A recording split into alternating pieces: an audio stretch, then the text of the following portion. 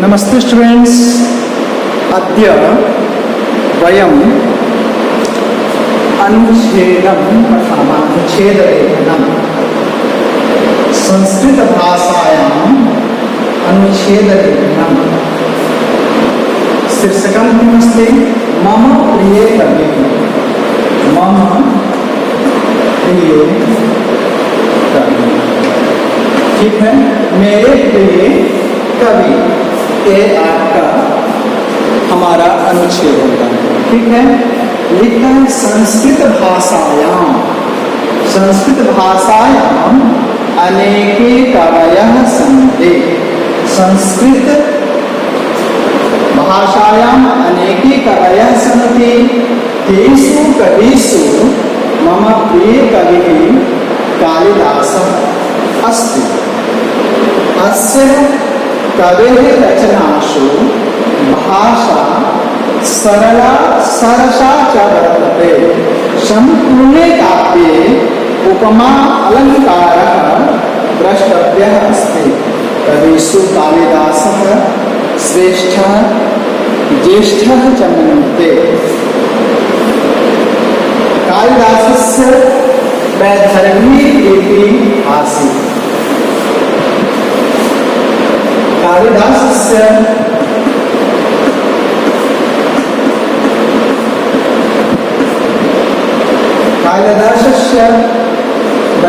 वैदर्भी लिपिः आसीत्। कालिदासः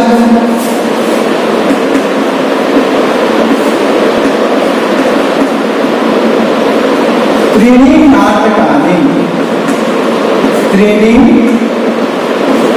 नाटकानि अभिज्ञानशाकुन्तलम्,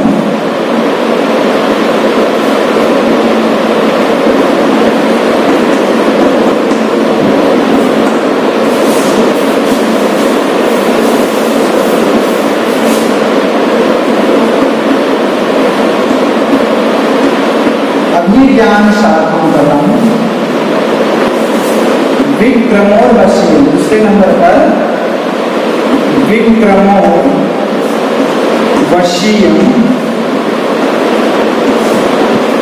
तीसरे नंबर पर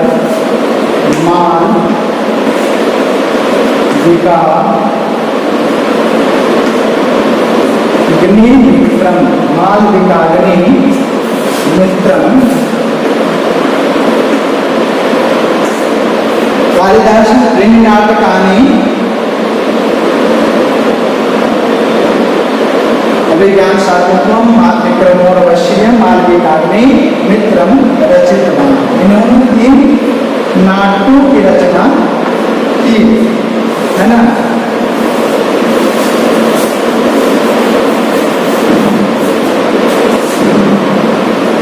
रघुवंशम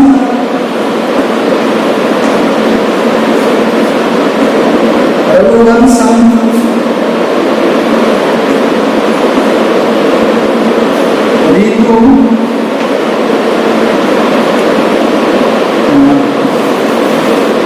रघुवंशम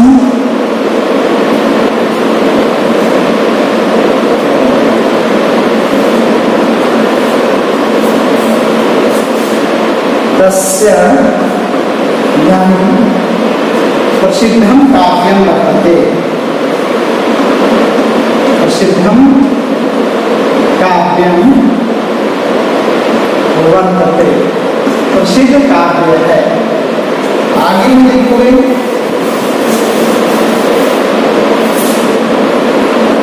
मेघदूतम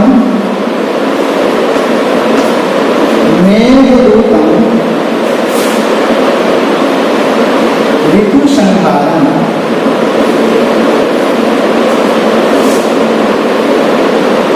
तस्य खंडकाव्यम् अस्ति।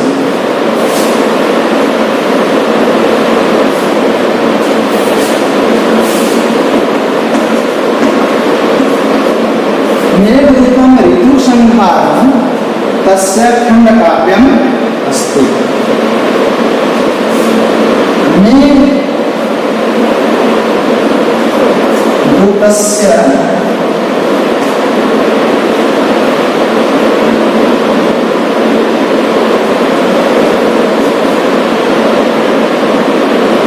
अनेकासु भाषासु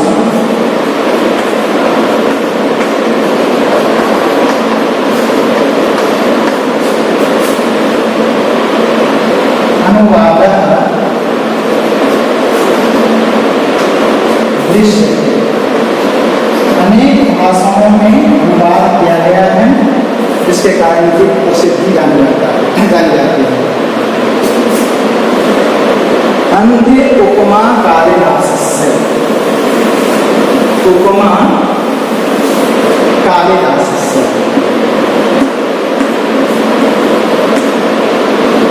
उपमा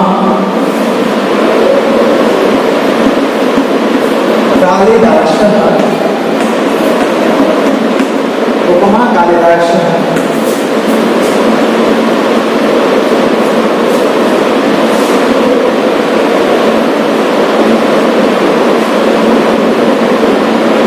कालिदासः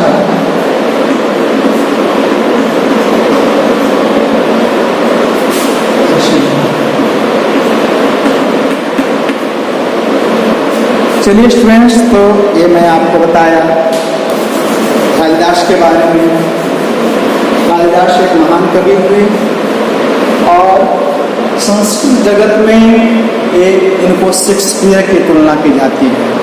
जैसे शेक्सपियर प्रसिद्ध हुए, उसी प्रकार हमारे संस्कृत जगत में कालिदास प्रसिद्ध हुए। तो रघुवंश महाकाव्य, इन काव्यों में रघुवंश महाकाव्य सबसे बड़ा काव्य माना जाता है और इनकी प्रसिद्धि मिली है।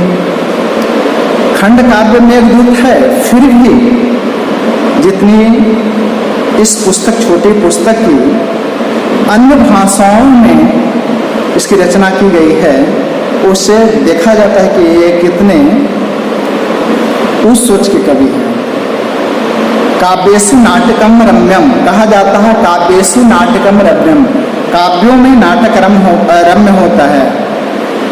काव्येषु नाटकम रम्य तत्र रम्या शकुंतला, उसमें भी अभिज्ञान शकुंतलम रम्य है, सुंदर है। तत्रापि चतुर्थो अंक, वहां पर भी चौथा अंक प्रसिद्धि मिली है उनको। और तत्र श्लोक चतुष्टयम, वहां पर श्लोक 4 की प्रसिद्धि मिली है। तो सोचिए, नाटक ऐसे देखने और सुनने का चीज है, सुंदर तो लगता है। काव्य में नाटक की प्रसिद्धि होती है, रम्य होता है, अच्छा लगता है देखने में। और उसमें भी अभिज्ञान शाकुंतल नाटक बहुत ही रम्य है। अभिज्ञान शाकुंतलम में भी चौथे अंक में, 7 अंक में भी ज्ञान शाकुंतलम बटा हुआ है। उसमें चौथे अंक में 4 श्लोक प्रसिद्ध होते हैं। जब शकुंतला की विदाई होती है, कण्व ऋषि के आश्रम में पल रही है, कण्व ऋषि की अपनी पुत्री नहीं है, पालिता पुत्री है। जब विदाई होती है तो कण्व ऋषि के गले में लिपट कर रोने लगती है, विदाई होती है। तो बताया जाता है कि कण्व ऋषि जैसे धीर गंभीर, उनका कथन है, मेरा कथन नहीं है। कण्व ऋषि का कथन है कि मेरे जैसे सन्यासी वैरागी लोगों को जब कन्या की विदाई में इस तरह की स्थिति पैदा हो जा रही है, कंठ जो है सो रुंध गए हैं, कंठ से कोई आवाज नहीं निकल रही है, मस्तिष्क सोचने समझने की क्षमता बंद कर दी है। क्यों कि आज शकुंतला ससुराल जाएगी। इसी बात को सोच कर वह व्यथित हो रहे हैं। बताया जाता है जब शकुंतला की विदाई हो रही है तो वहां की वनस्पतियां भी रो पड़ते हैं, मानो पेड़ों के जो पीले पत्ते हैं वो झड़ रहे हैं और अपना आंसू बहा रहे हैं। ये सब उपमा है। कण्व ऋषि के आश्रम में एक हिरण का बच्चा हिरणी जन्म देती है, उसी समय मर जाती है, और शकुंतला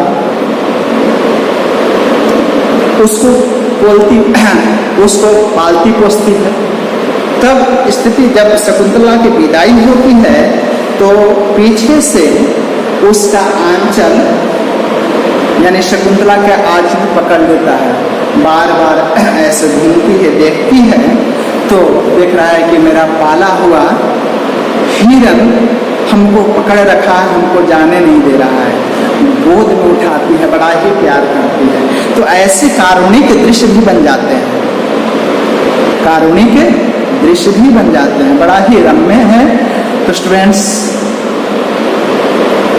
बहुत प्रसिद्ध हुए ये, और उपमा के लिए प्रसिद्धि उनकी मानी जाती है।